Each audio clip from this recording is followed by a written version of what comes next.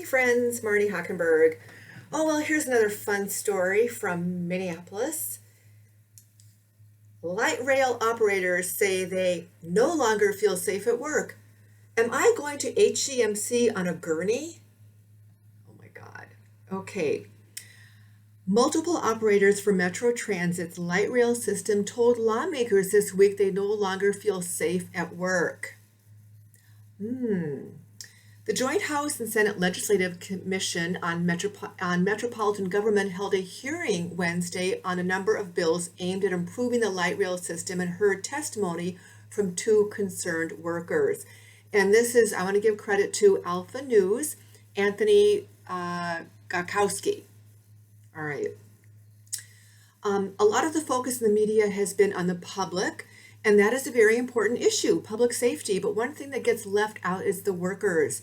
We have the train operators, we have the cleaners on the platform that are constantly assaulted, verbally, physically. There's not much that happens. It gets reported, police come, and by that time, usually the criminal is gone. Probably took the next train. When we have criminal activity on the train, it goes on all night, said Honey Darling, a light rail operator. Darling said workers have been pleading with management to make changes, noting that she regularly experiences long delays in police response times. Quote, I've got operators that are scared to come to work. They're wondering if they're going to make it home. We have murders on the platform. We have murders on our train. We have had rapes, numerous rapes. On any given night, there is an excess of 100 people riding the train. Half of them aren't fully clothed.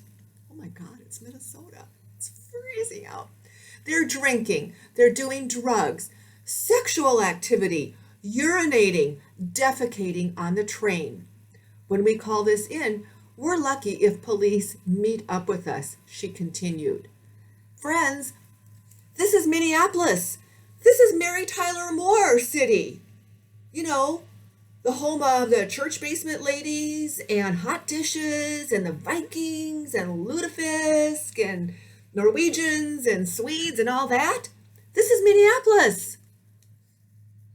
At the end of the night, Darling explained, operators are responsible for cleaning passengers or for clearing passengers off the trains before parking them in the yard for maintenance and cleaning.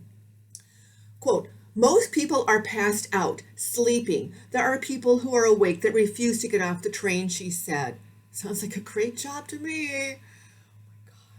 Darling criticized the Metropolitan Council, what a bunch of clowns. That's not her words, that's mine, for wasting money on made-up positions and promoting people that are family members.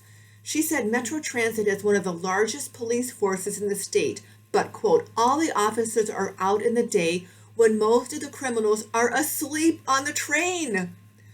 What a clown world! You need to stop hiring officers that cannot work nights and weekends, she suggested, saying the Met Council is failing to take care of its employees. Oh my God, the Met Council is a joke. Don't even get me started. Well, I am started. Okay. People come into the Twin Cities and they want to use the transit system, Darling concluded from her testimony. It's a mess. There's nowhere to sit. It's embarrassing. I love driving the train. I love my job. I've been in transportation for almost 18 years, and I've been a rail operator for a little over 6. I love it, but it's embarrassing. A second light rail operator, Jeff Ziegler, said he retired from his truck driving job of 30 years and moved in from Ohio to Minnesota specifically to do light rail for Metro Transit. Over the last year of light rail operation, my job has gotten much more dangerous and unsafe, putting the safety of me and my passengers at risk. I no longer feel safe at work. I'm dealing, in addition to the job I was trained to do, with people who are belligerent and violent toward others and myself, he said. Like Darling, Ziegler expressed frustration with police response times, saying they take hours to arrive.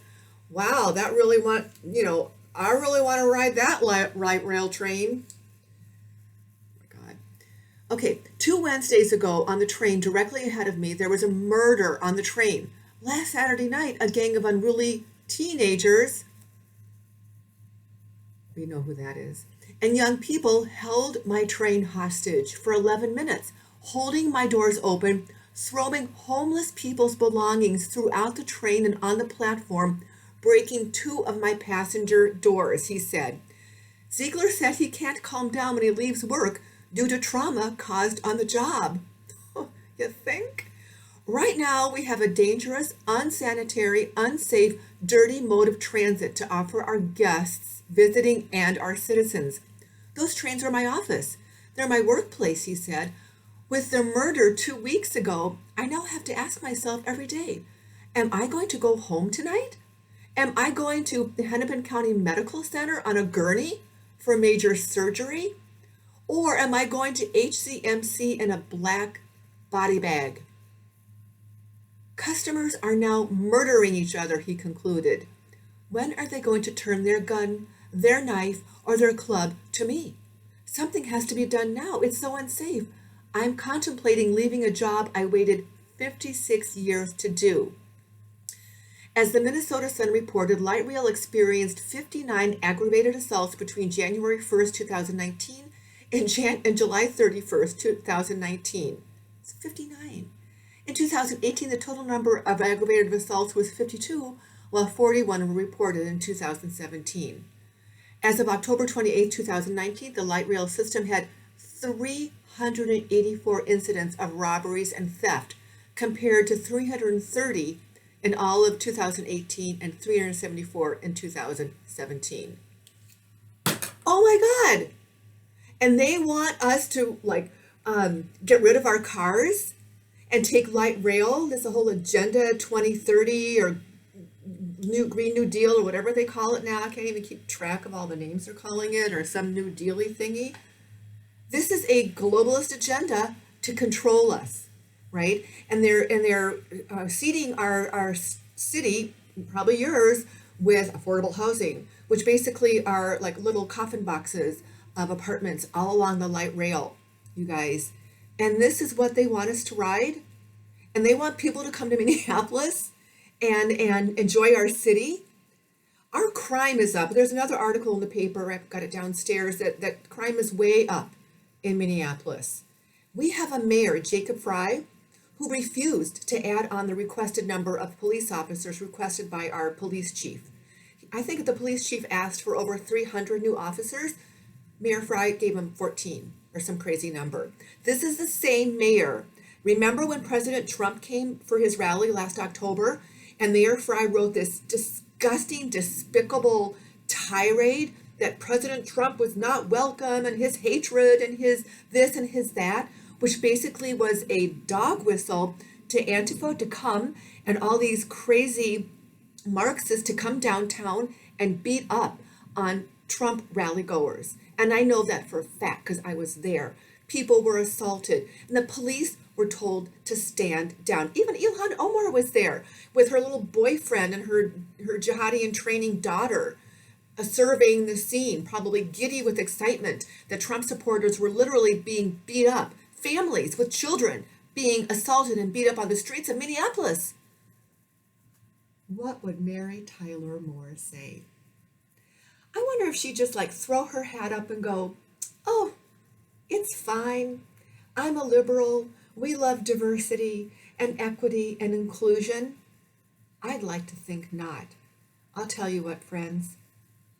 This city, this state, this Democrat city, this Democrat-run city is the next, is a New York now, I guess. I'm not even sure if all this stuff happens on the trains in New York. I don't know. I don't go there. I don't read about it. It could be rapes, murders, defecations, urinating. Oh, sounds like San Francisco. Yeah, we're right up there with them. Thanks so much. So maybe you want to start thinking about not voting Democrat. You guys here in Minnesota. You really want socialism, communism here? You want more of this? If you want more of this, check the D box. If you are sick and tired of this, you vote your conservatives in. And for God's sake, get President Trump reelected. Thanks for tuning in. God bless you. God bless America. God bless President Trump. Have a great day.